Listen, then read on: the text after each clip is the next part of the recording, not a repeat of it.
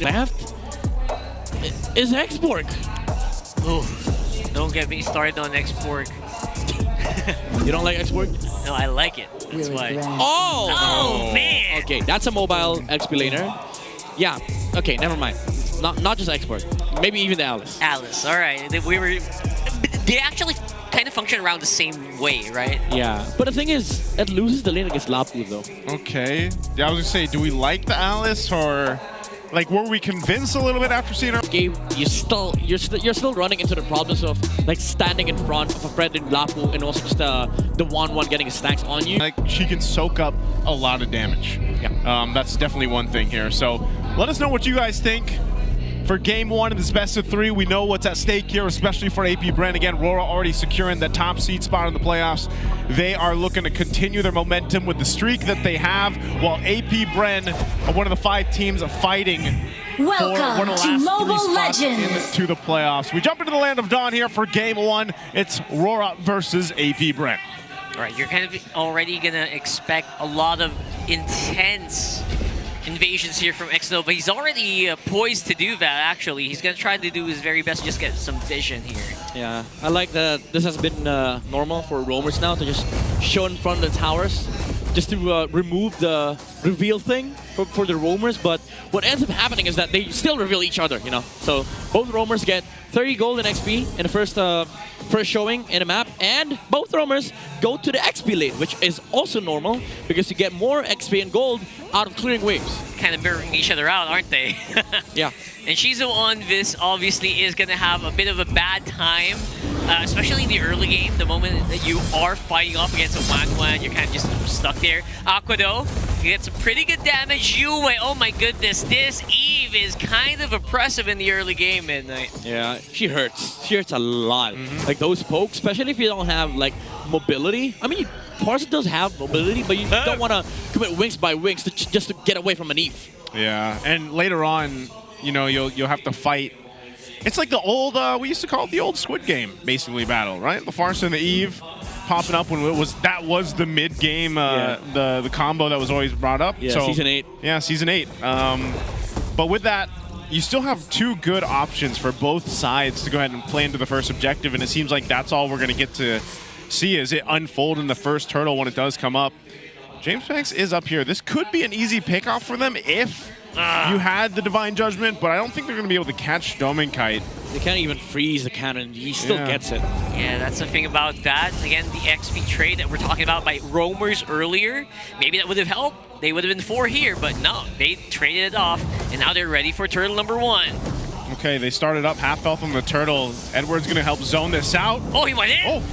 Lord James tried to go for the steal. Kite will still try to go and get that turtle. Ooh. Aqua, perfect positioning from the back. Cancelled by Edward, though, and he's going to suffer first blood. All right, first blood pickup. Oh, they're going to go for more. Oh, man, look. Kite, what are you doing there? He was just standing there, man. And he's going to suffer again, traded off for basically nothing. What happened there? I mean, they got a turtle, but Apbren went for the punish after that. Even though they got the Aqua kill beforehand, Kite having no extra HP, no teammates left because Yue was forced to get out because of the feathered airstrike. Apbren knew that Kite was left without any response. Oh, man, Light. They are in very weird positions in very weird times. I do not understand the timings here for Aurora, man. Hey, you know, we were saying they're playing so good that you don't see money in the weak points. Well, right now in the first few minutes, you've seen a couple kind of questionable positioning and decisions here from Aurora, but it's also just Apbren really capitalizing on those moments, and that might be what they need to get the ball rolling, at least for this game 1 with this kind of lineup. That's why, especially against teams like Aurora, you know, when you're faced with super structured gameplay. Oh, hold that thought. Oh, that was a beautiful tonic charge there, straight into Aqua. That was very structured. That's the Aurora we know and love, right there. Like easy punish in the middle lane, go for the kill. It's still, you know, it's pressure, but also like Aqua just gave out his life, but also Light giving out life to Apbren. Like, what is happening? Is it the suppressed Midnight? Is that what it is? Honestly, if you ask me, it's just weird positioning from these 2 teams. I did not expect Aurora to play like this game 1. Yeah, it's the Divine Judgment was used there, but so I'm not going crazy here. Something's wrong, right? That's twice now that Light was basically in a position that he gets punished. Yeah, I would say it's not worth it though, because you lose the Divine Judgment for the next Turtle fight. Oh. But Apbren, okay, maybe that's why they don't care about Turtle. Yeah, they don't care. I think they just want to go for this play down bot. It looks like against Edward. Yeah, it's going to be a 4v1. I don't think Edward's going to survive that. Oh, the prediction! What the heck, man? Edward just doing Edward things. No. He's trying to go in. He buys so much time. Light already arrives at the bottom, but he will go down eventually. Meanwhile, up top also, cross-map plays. Oh, look at this. Light, again, suppress will work against the Grog here. They're diving it under the tower very confidently with a very, very tanky lineup. Oh my goodness, they didn't even get Shizu. Yeah, anybody saw that Fitter Strike prediction from Aqua? That's crazy. Predicted the flicker from Edward, but also Apbren. I think they did their research. They did their homework. They understand how Aurora wants to rotate, especially with this kind of composition, and they constantly find these trades on the map. They don't care about the objectives. They care about breaking the economy of Aurora. Breaking the economy. That's what they have to do. Apbren doesn't have this major lead in terms of economy or anything, but they are winning some of these fights off the whole Divine Judgment. This was a great pickup for Xnova to go ahead and bring it to this game one. That's working well for them.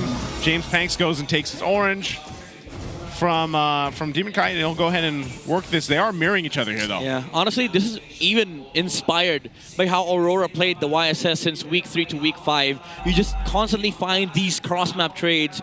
You let the enemy deal with the objectives. If you don't want to fight it, just go to the other side of the map. And it's been working for Apbren because James Panks has been free farming for the past 2 minutes. Yeah, they have the lineup to do it as well. It's a 4-man, so much crowd control, wombo combo. Yeah. Just dump it in your face. Even a Lapu Lapu can't really survive that. Because again, there is a clear victory here for Apbren. Yep. The Divine Judgment on the Grok make the Grok play passive because you cannot stand the front line. And if the YSS and the Farsa has enough farm, they would be allowed to do that. Just use the Divine Judgment on the Grok. I have a question. This Grok was picked before the Kaja or the Kaja? It was after. It was after, yeah. Right? Yep. So they played into this one. Yeah, oh, they're going to go for this one, Oh though. my goodness, Lord JM, great knock as well. Shizu is going to suffer vengeance, keeping him alive only for the meantime, though. Taunt is not going to help their case at all. And that was a very clean 3-man kill here for Aurora and the Turtle Boot. Oh my god, one of the worst timings to flicker there. He was caught by the energy eruption from the Fredrin. Wasn't even able to cast the Divine Judgment onto anybody. Oh, and right. Aurora capitalized on that mistake. It's green, it's on cooldown. Yeah. Feather Dash Strike going to be dropped down. Nice drop by Edward as well. Wow, he actually just Oh my god, too many clouds. caught a cloud. Full cloud team. But then again, Edward has no fear. He is the bravest fighter. He's got some pretty good blades, but not much backup, honestly. Here's Lord JM with a re-engage. What a great Imakai? counterplay, James. He's going crazy. James Panks by the skin of his teeth is going to stay alive. And look at that. Lord James is tanking everything. He is still alive. He's flickering on. He is dipping. He's diving. He's profiling. Demon Kite is on the run. And it's going to be long enough for Aqua to get those strikes in.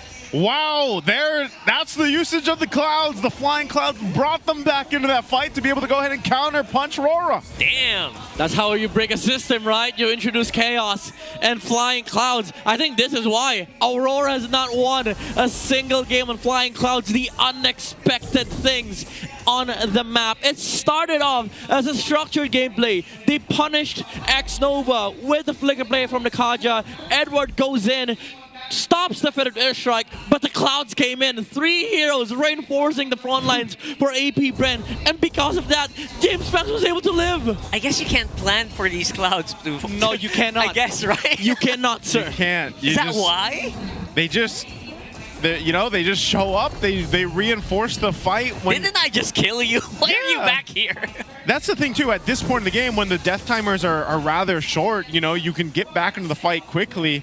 And that's what we saw, because Aurora had a great team setup, a team fight setup there, but then it fell apart. Yep. It looked like Edward was going to be able to zone multiple heroes, but James Panks was able to sandwich behind the Lapu Lapu, and because of the other members from Apbren flying in through the clouds, Edward had nowhere to go but back to base because he had to respawn. Okay, they want to go ahead and start this Lord up. Apbren knows it. Again, economically, there's not much difference here for the teams, but it seems like Apbren, if they go for a fight and they can extend it and survive the initial setup with a tech charge from Light, Well, Vision. that's best for them. But they will go ahead, push off the Lord, X-Nova. Man, they use up so much resources. Demon Vision Kite? Conceal already included as well. Dived in by Edward. Demon Kite with a steal. And Lord JM not gonna be able to sustain against that one. It's gonna be a flying Demon Kite right there in the middle. And that's gonna be, again, a very happy objective taken by Aurora. This is what they're good at. Oh my god, twice in a row, Demon Kite with the energy eruption. X-Nova didn't expect that. Perfect timing. And after the energy eruption, he used the second skill, didn't even basic attack the Kaja. After the taunt, that's when he used the basic attack to prolong the stun onto X-Nova and inserted a retribution to steal the Lord. Man, oh man, the mechanics on Demon Kite. Yeah, that's why I said, man, every single time, you know, I've loved seeing the development of Demon Kite over the seasons, and I feel like he's really locked in, especially last season. Now this season, they're going to have that push in with the Lord here. Holy Shields are going to be popped down bot and mid, still holding on to the tier 2 turret up top for Apbren. So that is all that Aurora gets. Again, this game is as chaotic as it's been. You know, you don't have a massive lead for Aurora to work with. Apbren's still able to go ahead and win some of these fights. The big component to that, though, that we're seeing is, man, X-Nova can't get targeted down. He can't get locked up. He's actually got to be able to go and get that pick off to give that advantage to Apbren. That's what the lineup is built for when you have this Kaja here. Yep, and it's sad because like he built up the fleeting time, having that idea in mind, but the execution has not been there. Demon Kite though, again, the taunt. What? Oh my goodness, the timing on that was just so good. And the lock-in with the real world manipulation. Everyone is just running for the hills here for Apbren, and they use up all their utility, all the resources to try to stay alive as well. Great disengage. Yeah, can't seem to find the mark here for X-Nova. Looks like Demon Kite is not the proper X.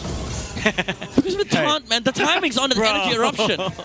You're right, though. It is, and you ain't know, wrong. he had to use the flicker there too, so that's not going to be available for this Lord when it comes up unless they somehow delay it. Yeah, it feels so crucial. Yeah, because it is. It's one of those things that a Kaja really needs. It's not like you're going to be able to just kind of like swoop in and grab someone, maybe with the conceal, but still, we've seen him. He takes the long lane. Like, he goes all the way around to try to get someone, and that flicker is so important. So we'll see how Apbren decides to do that in about 30. I mean, I think Demon Kite took a lot of the first picks too personal from Leo. A lot of the Fredrins were called TC and Weiss. He's like, I'm not just a YSS Lance main, I can also play Fredrin. Is that one of the reasons why everyone's just gunning for Fredrin? Maybe. You know, Stat padding. To be fair, it's a thing. At this point, man, I feel like a lot of people, they played Fred so much, Fred, the other utility junglers so much, that sometimes it's like, you know what, yeah, we'll still bring out Fredrin, because what it does is serves the purpose of you can still focus on what you need to. He has good crowd control, but you can plant yourselves into these lords, into these objectives. Yep. And that works well in comparison to a YSS, for example, who's going to be a little more finesse about it. Right. So this Lord's worked on. It's already being blitzed. They might just grab it. Yep. They're running out. Lord James again going in straight into 4 men. He's trying to CC as much as he can. Oh, great crowd control! Crowd control is insane. And it's just Apbren running down Aurora here. Demon Kite slow as well. Getting hunted by X-Nova. He's going to go down. That's 4 down? That's 4 down for Aurora, man. That's a big team fight for Apbren. They thought they could burst Lord Jam, but because of 5 heroes standing under the Alice AoE, they want to push one way. Can they end it? There's no holy defense. I think they can. Oh, the Lord spawns though. Domikai's here. It's 4v1. Oh my goodness. There's no way that you can anti-heal out of that one or anti-suppress. That's not a thing. Apbren with the win. Apbren.